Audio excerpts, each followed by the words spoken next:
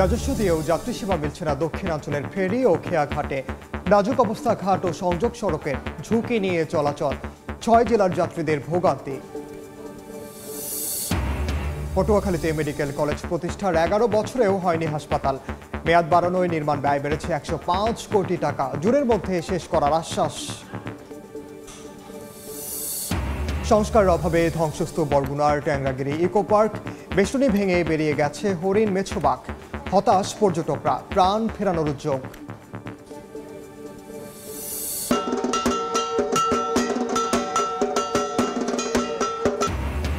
বাণী অর্চনা, অঞ্জলি আর ভক্তিতে বিদ্যাদেবীর আরাধনা। মণ্ডপে মণ্ডপে সরস্বতী পূজার নানা আয়োজন, অশুভ আর অন্ধকার দূর হওয়ার প্রার্থনা।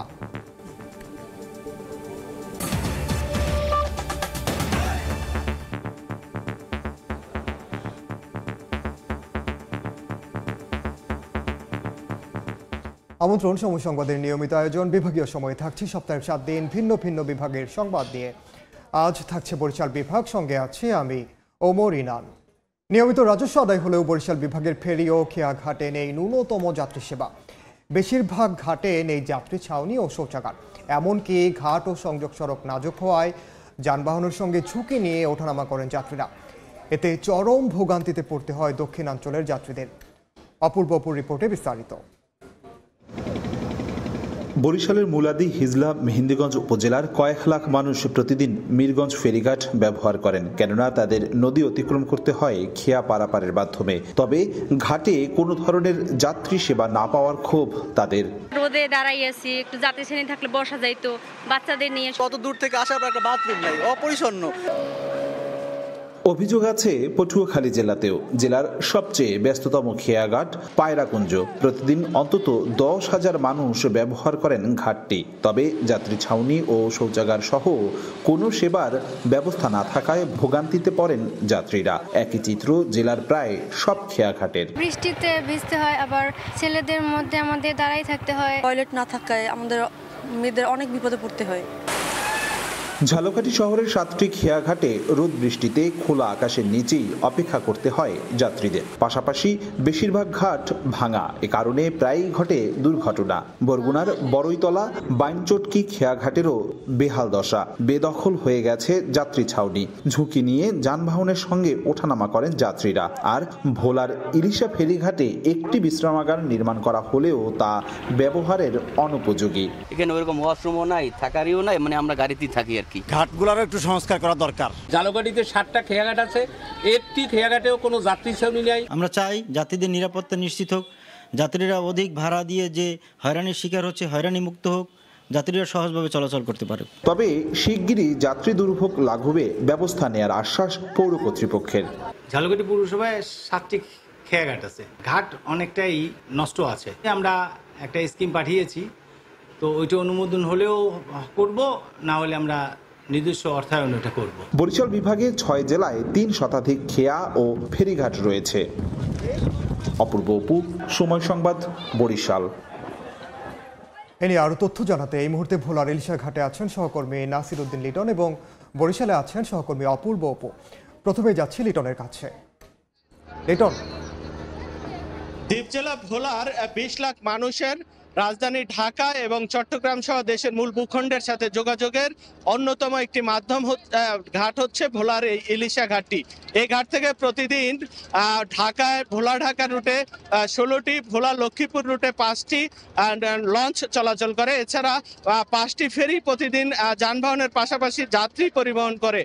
তো এই ঘাটটির অবস্থা যদি বলি, আসলে এই ঘাটটি মূলত পন্টুন সর্বস্ব। এখানে পন্টুন ছাড়া আসলে যাত্রীদের সেবা দেওয়ার মতো কোনো কিছুই নেই। 2009 সালে এই রুটটি চালু হওয়ার পর থেকে এখান থেকে ঘাট সংশ্লিষ্টদের তথ্য অনুযায়ী প্রতিদিন প্রায় 10,000 যাত্রী দেশের বিভিন্ন অঞ্চলে যাতায়াত করে, যেটা বিশেষ উৎসব পার্বণে আরো অনেক দূর বেড়ে যায়। বিআইডব্লিউটিএ এবং এই ঘাটটিকে যেই অবস্থায় রেখেছে, আমরা এটা দেখতে পাচ্ছি যে এই ঘাটটির শহর রক্ষা বাঁধের ব্লকের পাশে বেশ কয়েকটি পন্টুন বসানো হয়েছে। এই পন্টুনের গ্যাংওয়ে দিয়েই যাত্রীরা এখানে আসা যাওয়া করে। এই মুহূর্তে আমরা দেখতে পাচ্ছি যে ঢাকা থেকে একটি লঞ্চ এসে এই ঘাটে ভিড়িয়েছে এবং যাত্রীরা উঠতেছে।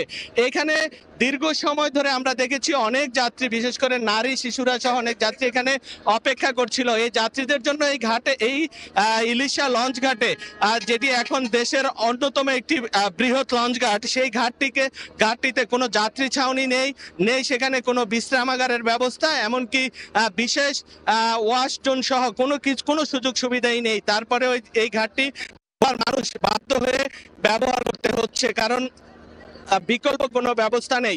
ভোলার ইলিশা ঘাটের মতো ভোলার বেদুরিয়া ঘাট, যেটি ভোলা বরিশালের সাথে যাত্রী যাতায়াত করে, সেই ঘাটটি একই অবস্থা প্রায়।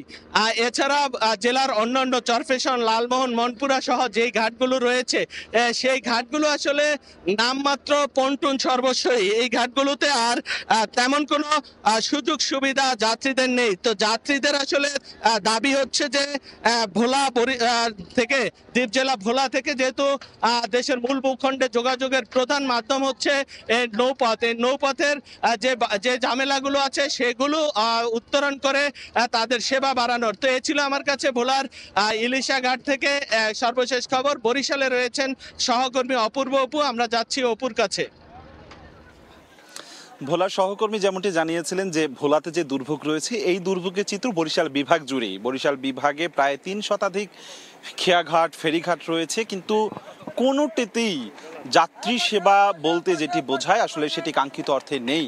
বছরের পর বছর, যুগের পর যুগ এখানকার মানুষ ভোগান্তি নিয়ে এই সমস্ত ফেরিঘাট, খেয়াঘাট পারাপার হয়।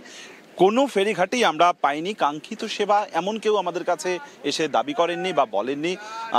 যারা যাত্রীরা রয়েছেন, যাত্রীদের কাছে অন্তহীন অভিযোগ এই সমস্ত যে ফেরিঘাট, খেয়াঘাটগুলো রয়েছে, এখানে কোনো শৌচাগার নেই, এখানে কোনো যাত্রী ছাউনি নেই। যাত্রী ছাউনি না থাকার ফলে এখন শীত মৌসুম, হয়তোবা এই রোদের মধ্যে কিছুটা দাঁড়ানো সহ্য করা গেলেও যখন প্রচণ্ড গরম থাকে তখন ভুগতে হয়। আবার যখন বর্ষা মৌসুম আসে তখন মানুষ যে কোথায় দাঁড়াবে সে দাঁড়ানোর জায়গাটুকু পায় না, এবং বিশেষ করে নারী শিশুদের ভোগান্তিটা অনেক বেশি হয়। আমরা এই মুহূর্তে আছি বরিশালের বানারীপাড়া ফেরিঘাটে রয়েছে। এই চিত্রটি আসলে একটি চিত্র নয়, বরিশাল বিভাগের যেটি বলছিলাম যে 3 শতাধিক যে খেয়াঘাট, ফেরিঘাট রয়েছে, প্রত্যেকটিতেই ভোগান্তি রয়েছে। এবং এ নিয়ে আমরা জেলা পরিষদের সাথে কথা বলেছিলাম, স্থানীয় উপজেলা পরিষদের সাথে কথা বলেছিলাম। তারা যেটি বলেছেন যে এই যে অভিযোগগুলো যাত্রীদের পক্ষ থেকে রয়েছে সেটি আসলে সত্য, সেটি অস্বীকার করার সুযোগ নেই। বছরের পর বছর বা যুগের পর যুগ ধরে এই ভোগান্তি সহ্য করতে হচ্ছে এখানকার যাত্রীদের। হাজার হাজার মানুষ, এই আপনি জানেন যে বরিশাল এই বিভাগটি এমন এমন উপজেলা রয়েছে যে সমস্ত জায়গায়, বিশেষ করে যেমন মেহেন্দিগঞ্জ, হিজলা, মুলাদি বরিশালের মধ্যে, বা ভোলায় রয়েছে বেশ কয়েকটি জায়গা, খুব প্রত্যন্ত এলাকা, সে সমস্ত জায়গায় কিন্তু আসলে নদী পারাপার ছাড়া যাওয়া যায় না। সে সমস্ত জায়গায় ফেরিঘাট কিংবা খেয়াঘাট রয়েছে। আর এই সমস্ত খেয়াঘাট, ফেরিঘাটে যাত্রী হয়রানিরও অভিযোগ রয়েছে। যে ভাড়া, সরকার নির্ধারিত যে ভাড়া, সেই ভাড়া পর্যন্ত ঠিকঠাকভাবে নেওয়া হয় না, তার থেকে অধিক ভাড়া নেওয়া হয়। এবং এই সমস্ত ঘাট ব্যবস্থাপনা যারা থাকেন তাদের বিরুদ্ধে যে সদাচরণ করার সেটি আসলে নেই। আমরা আমরা আমরা আমরা একজন যাত্রীর সাথে কথা বলি। আপনি কি হয়রানি, কি রকম হয়রানি মনে করেন? এখানে ওভারলোডেড করে চালাই, প্লাস হচ্ছে ভাড়া অনেক বেশি, 35 টাকা করে নেয় এটা পারাপারের জন্য, এটা অতিরিক্ত। আপনাদের কি এখানে কোনো যাত্রী ছাউনি আছে বা বাথরুম করবার কোনো ধরনের নাগরিক কোনো সুযোগ সুবিধা এখানে নাই। দেখুন, আমরা একেবারেই সাধারণ যারা যাত্রী তাদের দু একজনের সাথে কথা বলছিলাম। তারা আমাদের সময় টেলিভিশনের ক্যামেরা দেখে তারা নিজেরাই উদ্বুদ্ধ হয়ে কিন্তু এই অভিযোগগুলো করছে। শুধুমাত্র বরিশাল বিভাগের দক্ষিণ অঞ্চলের প্রায় 3 শতাধিক রয়েছে এই সমস্ত ফেরিঘাট, খেয়াঘাট। আমার পেছনে যেটি দেখছেন ছবিটি, এটি হচ্ছে বরিশালের বানারীপাড়ার একটি ফেরিঘাটের চিত্র দেখাচ্ছি। এখানে এই যে ঘাটকে কেন্দ্র করে এই পাশটাতে কোনো বাথরুম বা শৌচাগার করা হয়নি। একটি শৌচাগার রয়েছে, পাবলিক টয়লেট রয়েছে, সেটি বাজারকে ঘিরে করা হয়েছে। তবে এখানটাতে এই ঘাটকে ঘিরে বা এই খেয়াঘাটটাকে ঘিরে কোনো ধরনের যাত্রী সেবা নেই বললেই চলে। প্রত্যেকটি বরিশাল জেলার প্রত্যেকটি যে ঘাট রয়েছে, ফেরিঘাট রয়েছে, প্রত্যেকটিতেই যাত্রীদের অভিযোগ তীব্র। কবে প্রশাসন এ বিষয়ে ব্যবস্থা নেবে সেদিকে তাকিয়ে রয়েছে এখানকার যাত্রীরা। আমার কাছে সবশেষ এতটুকু খবর ছিল। সরাসরি যুক্ত ছিলাম ভোলা এবং বরিশালে। নির্ধারিত সময়সীমায় 3 বছর পেরিয়ে গেলেও পিরোজপুরের নাজিরপুর শেখ মাটিয়া বাগেরহাট সড়কের 7 কিলোমিটার রাস্তার কাজ ফেলে রেখে টাকা উত্তোলন করে পালিয়েছে ঠিকাদার। এতে ভাঙা রাস্তা দিয়ে চলাচল করতে গিয়ে প্রতিনিয়ত দুর্ঘটনার কবলে পড়ছে যানবাহন। তবে জনভোগান্তি লাঘবে সড়কের কাজ দ্রুত শেষ করার আশ্বাস এলজিইডির। পিরোজপুর থেকে জিয়াউল হকের তথ্য ও ছবি নিয়ে রিপোর্ট। প্রতিদিন ভাঙা সড়ক দিয়ে জীবনের ঝুঁকি নিয়ে যাতায়াত, খানাখন্দে ভরা রাস্তার কারণে আসতে চায় না কোনো যানবাহন। প্রচণ্ড ধুলা আর দুর্ভোগে নাকাল চলাচলকারীরা। তার উপর একটু বৃষ্টি হলেই পানি জমে দুর্ভোগ আরও চরমে পৌঁছায়। এমন বেহাল অবস্থা পিরোজপুরের নাজিরপুর শেখমাটিয়া গজালিয়া বাগেরহাট সড়কের। বছরের পর বছর কাজ ফেলে রাখলেও সড়কটির দুরবস্থা দেখার কেউ নেই। 2022 সালের 29 মার্চ শুরু হওয়া রাস্তার কাজটি শেষ হওয়ার কথা ছিল ওই বছরের 25 সেপ্টেম্বর। ইফতি ইটিসিএল প্রাইভেট লিমিটেড নামে ঠিকাদারি প্রতিষ্ঠানের সঙ্গে কাজের চুক্তি হয়, কিন্তু সমাপ্ত না করেই লাপাত্তা ঠিকাদার। এই রাস্তাটা ফেলানো, গাড়িগুলো চলতে পারে না, লোকজন যাতায়াতে অসুবিধা হয়। বাচ্চা কাচ্চা নিয়ে কোনো মানুষ বেরোয় না, কোনো গাড়ি আমাদের এই রাস্তায় ঢোকার চায় না। বালুর ভিতর গাড়ি ধরতে পারে না, খোয়ার ভিতর গাড়ি চলতে পারে না, অ্যাক্সিডেন্ট করে। এলজিইডির নির্বাহী প্রকৌশলী জানালেন, কাজটি শেষ করার জন্য ঠিকাদারের সঙ্গে বারবার যোগাযোগের চেষ্টা করা হয়। জনসাধারণের দুর্ভোগ লাঘবে সড়কটির সংস্কার কাজ দ্রুত শেষ করার আশ্বাস তার। তত্ত্বাবধি এই কাজটি আমাদের সমাপ্ত করতে ব্যর্থ হয়েছি। আমরা চেষ্টা করতেছি খুব দ্রুত এই রাস্তাটি সমাপ্ত করার জন্য। 7 কিলোমিটার এই সড়কটি নির্মাণে ব্যয় ধরা হয়েছে 7,57,00,000 টাকা। সময় সংবাদ, পিরোজপুর। বিভাগীয় সময়ে আরও থাকছে, ট্রলিং জাল ব্যবহারের নেতিবাচক প্রভাব মৎস্য আহরণে। মাছের উৎপাদন কমায় খালি হাতে ফিরছেন জেলেরা, দ্রুত ব্যবস্থা নেওয়ার দাবি। ঢাক ঢোল আর শঙ্খধ্বনিতে মুখর বরিশালের পূজা মণ্ডপ আর শিক্ষা প্রতিষ্ঠানগুলো। সরস্বতী পূজায় বিদ্যা দেবীর চরণে অঞ্জলি দিচ্ছেন ভক্তরা। অসাম্প্রদায়িক ও জ্ঞান ভিত্তিক সমাজের প্রার্থনা সবার কণ্ঠে। শ্বেত শুভ্র বসনা সরস্বতী দেবীর এক হাতে বেদ, অন্য হাতে বীণা। জ্ঞান ও বিদ্যার এই দেবী সত্য ও ন্যায়ের প্রতীক হয়ে প্রতি বছর আসেন মাঘ মাসের শুক্লপক্ষের পঞ্চম তিথিতে।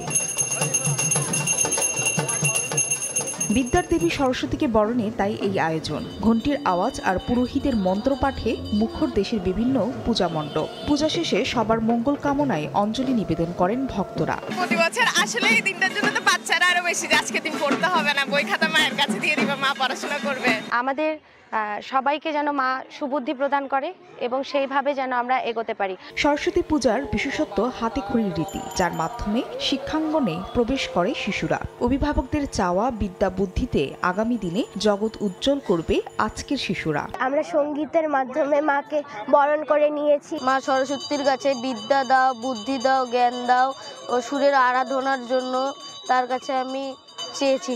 আজকের দিনে কিন্তু হাতে খড়ি করে তারা তাদের এই বিদ্যার জীবনে বা এই লেখাপড়ার জীবনে কিন্তু প্রবেশ করে। পূজা ঘিরে জোরদার করা হয় নিরাপত্তা ব্যবস্থা। বরিশালে 22টি সহ দেশের বিভিন্ন শিক্ষা প্রতিষ্ঠান ও মণ্ডপে মণ্ডপে একযোগে সরস্বতী পূজার উৎসব আনন্দে মাতেন সনাতন ধর্মাবলম্বীরা। ফারিয়া ফারজানা, সময় সংবাদ। পটুয়াখালী মেডিকেল কলেজ প্রতিষ্ঠার 11 বছরেও নির্মাণ হয়নি হাসপাতাল। 3 দফা সময় বাড়ানোর পর নির্মাণ ব্যয়ও বেড়েছে 105 কোটি টাকা। অন্যদিকে 250 শয্যার সদর জেনারেল হাসপাতালে প্রায় প্রতিদিনই দ্বিগুণ রোগী ভর্তি হয়ে স্বাস্থ্যসেবা নেন।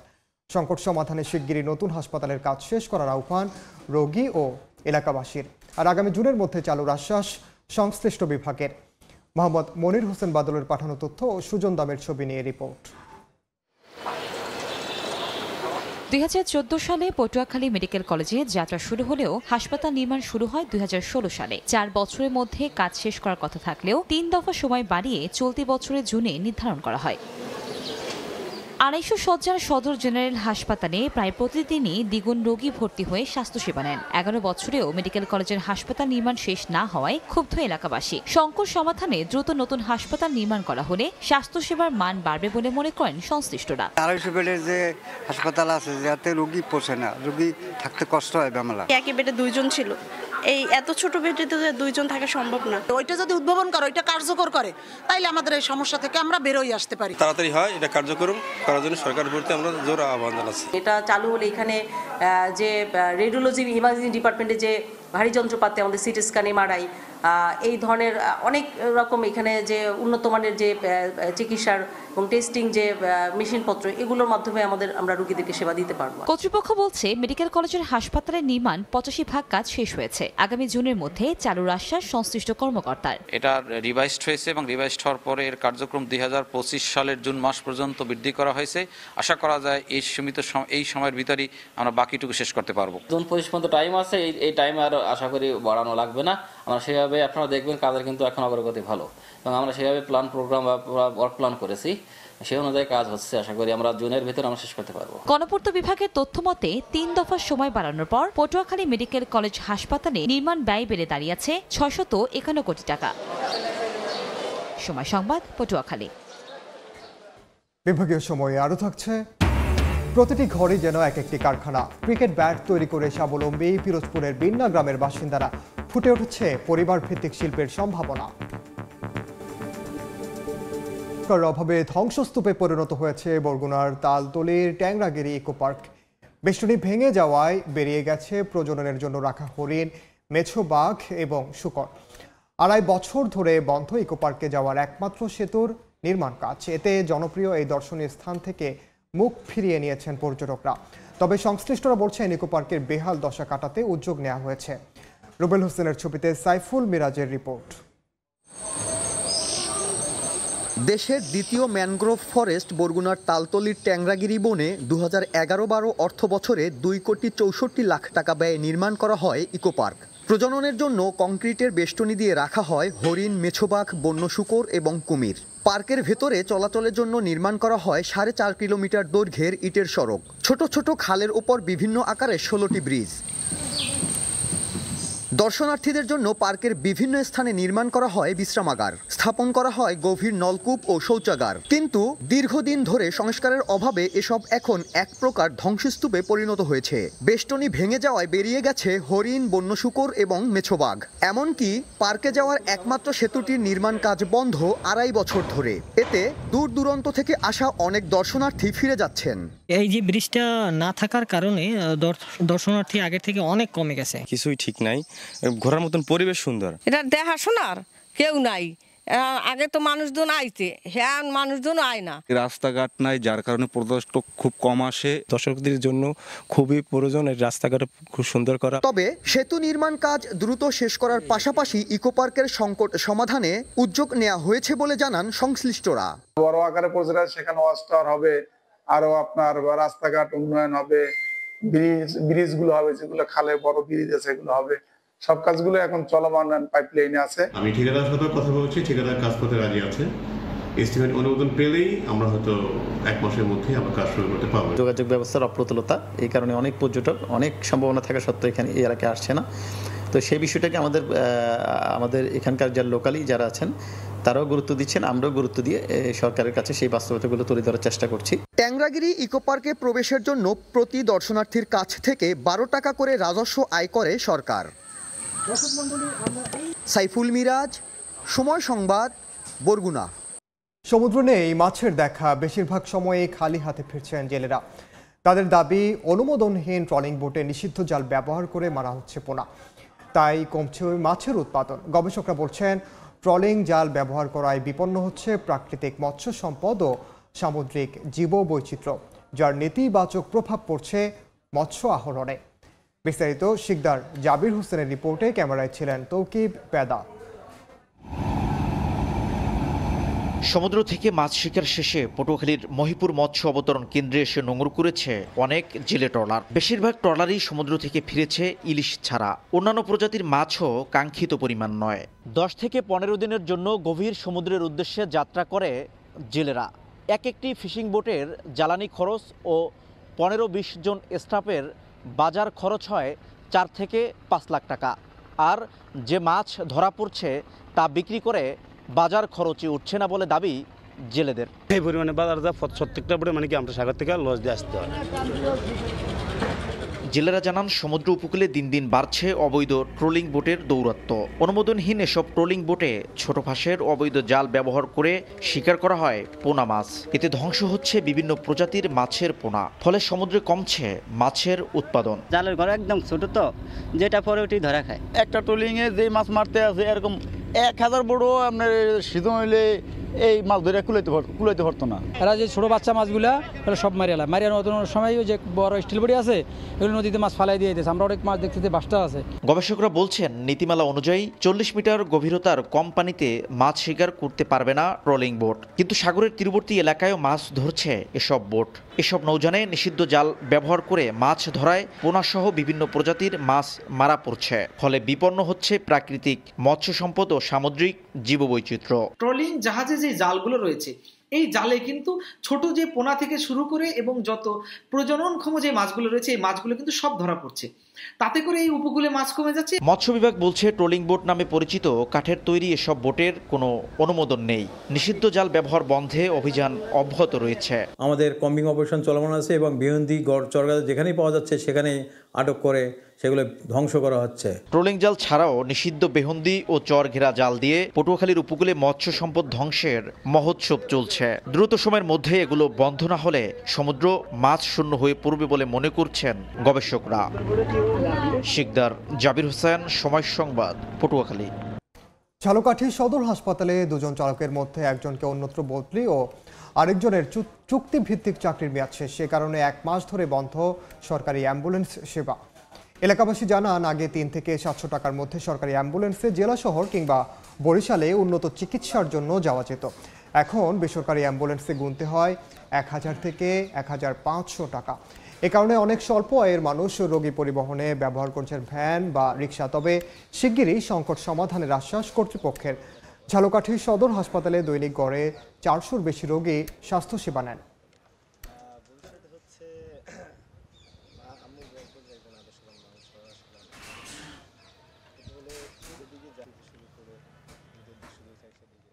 পিরোজপুরের বলদিয়া ইউনিয়নের বিন্না গ্রামের প্রতিটি ঘরই যেন এক একটি কারখানা।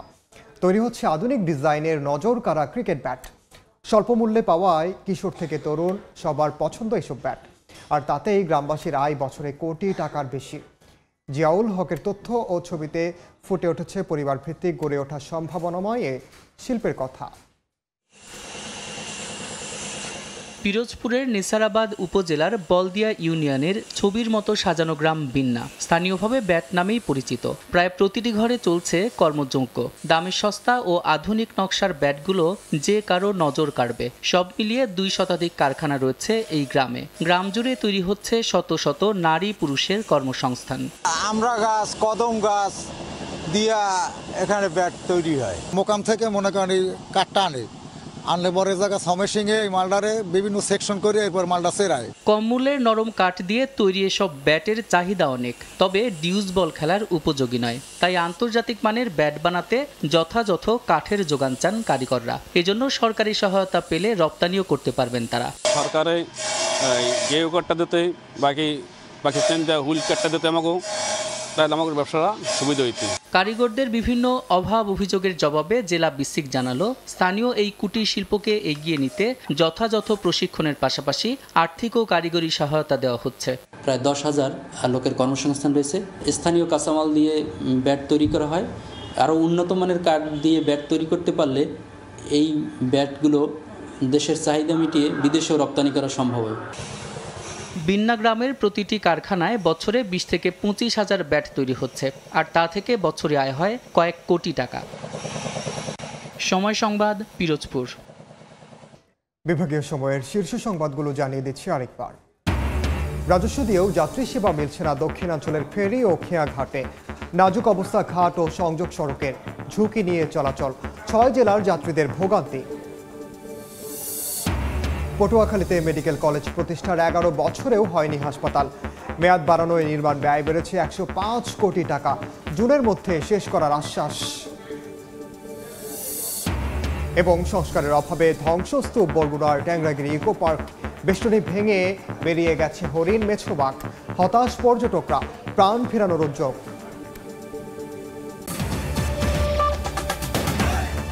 এই ছিল বিভাগীয় সময়ে। আগামীকাল থাকবো রংপুর বিভাগের আয়োজন নিয়ে, সঙ্গে থাকুন সময়ে।